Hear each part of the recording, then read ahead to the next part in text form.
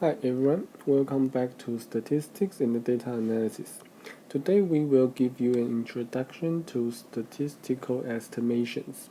Okay, we're going to tell you with some knowledge about population samples, sample distributions, how may we estimate something about the population. So in this particular video, I'm going to give you some basic introduction and overview, and then we will talk about two specific issues. One is about estimating population mean with known variance. So that means we know what's the population variance and we want to estimate population mean. Or when we do not have population variance, how may we do the same thing? Okay, that's the main focus of today's lecture. So let's start with a motivating example. Suppose I run a retail chain and I have 3,000 stores around Taiwan, and I'm going to have a special discount on the next Monday. The reason for that is basically because the average daily number of consumers of each store was too low.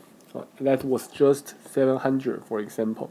And I somehow feel that for most of the Mondays, the demand is just so small, and I want to find some way to make it larger. So that's why I want to try a discount.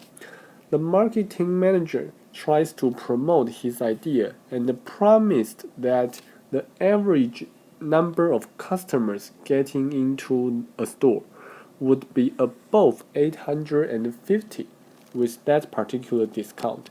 Okay, so he made that claim, made that promise, and he's assuming that the discount is going to be useful. So we're going to try to verify whether that's true. Okay, so I want to know whether the average number of daily customers entering those stores on that particular day is really 850 or above. Okay, that's something I want to do. I want to know that particular number. Unfortunately, while I have so many stores, I just do not have a chance to get the number of customers entering each store. I cannot collect all those 3,000 values. Okay, technically, I say it's too costly to collect all those xi and calculate the population mean. Okay, it's not that I want to know the sales volume. Okay, I actually want to have the demand or the entering customers number. So I really need to have some special devices or hire some temporary workers to count how many guys entering my store, because they probably will just leave without buying anything. So I cannot just look at my sales data. I need to really count how many numbers of customers get into my store. So that's expensive. So let's assume I cannot find mu directly. There are 3,000 numbers, but I cannot get all of them. So this is a task of estimating estimating a parameter. Okay, this parameter to be estimated is mu. So I'm going to do the following. I'm going to hire 7 temporary workers. Their task is to stand in front of those stores and count the number of customers entering each particular store on that particular day. By doing that, I'm going to be able to randomly find 7 stores and find their xi one by one. In that case, I can calculate x bar, which would be a sample mean. Okay, I hope that I can use the sample mean to say something about the population mean. We're going to assume that the daily demand of all the stores follow the same population distributions. Okay, there are 3,000 stores. Some will be having a higher demand, some will be having a lower demand, but while the demand is random, we basically assume that they follow the same distribution. If that's not the case, then we need to separate them with high demand stores, low demand stores, something like that. But To make things simple, let's assume they all follow the same distribution, so that mu is a single value that we want to estimate. Okay, so suppose the story continues, and on that day, I collect the following sample data with about these 7 numbers. In one store, I get 1026 number of customers, and so on and so on and so on. Some numbers are large, some numbers are small, and my sample mean is 960. Okay, so intuitively, I would guess that the population mean should be somewhat around 960. I know 960 may not be accurate, but mu should be somewhat close to it, right? But I don't know how close it is. Or if I conclude that mu is around, mu is within 950 to 970, well, I know there is a possibility, there's a chance for me to be correct, but I don't know what's that. What's that probability? I don't know how confident I can be. Okay?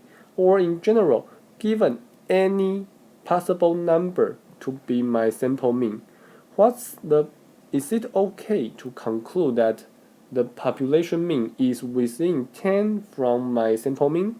I don't know that. So I hope with my knowledge of statistics and the probability, I can say some more about it. Okay, that's the task of estimation or statistical estimation. We don't want to just do some naive and intuitive guess. We want to do those things with some scientific ideas inside. So we're going to do estimation, one of the most important statistical tests. Here is something you don't know, and you estimate their values. For unknown population parameters, we estimate them through statistics obtained from samples.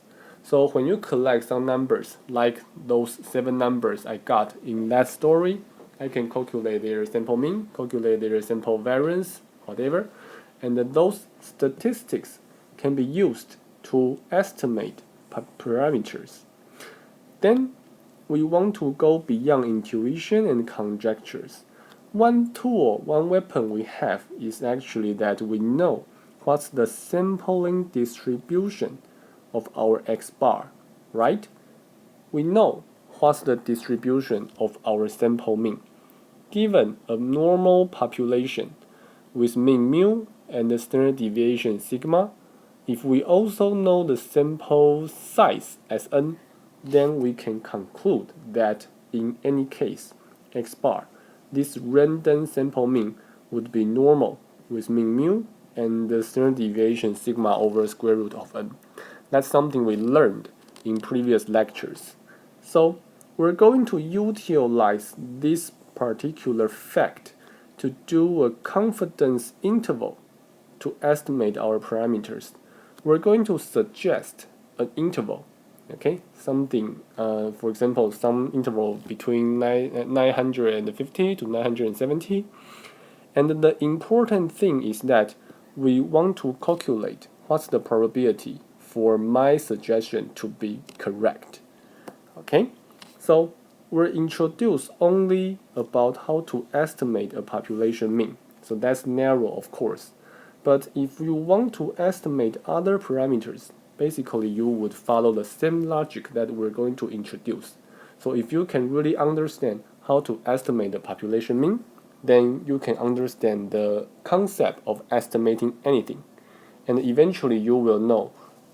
To do calculations, all you need to do is to use software. But you need to first have the right concept so that you are guided to do some right things. Okay, so before we really start, let's confirm some notation and the terminology. We have the so-called population mean and the sample mean. Population mean is something that is fixed but unknown, like the average daily demand of that 3,000 stores.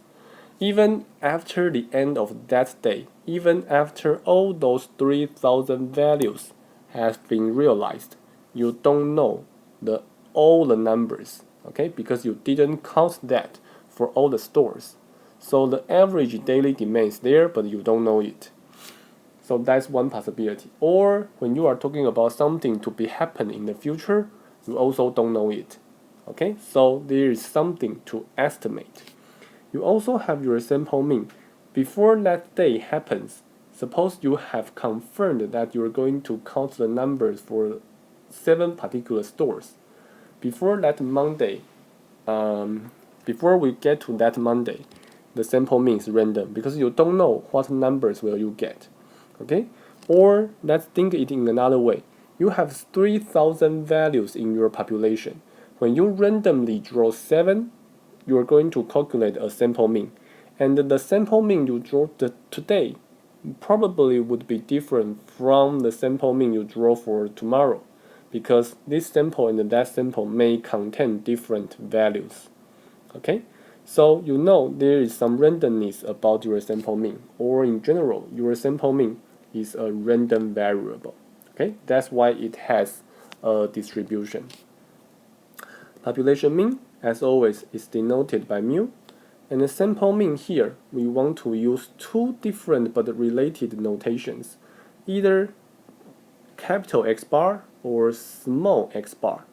So before we observe the outcome, the sample mean is random, right? When we have this random variable, we use X bar, capital X bar, to denote the formula, to denote the random variable. When we talk about the specific realized value of that sample mean that we may observe after that day, we say is X bar, small x bar. Okay? So you can see that capital X bar is a random variable, while small x bar is a realized value. Okay? So this is always random, and this is a number that you observed. With these notations and concepts, in the following videos, I'm going to tell you how to do the estimation. Thank you.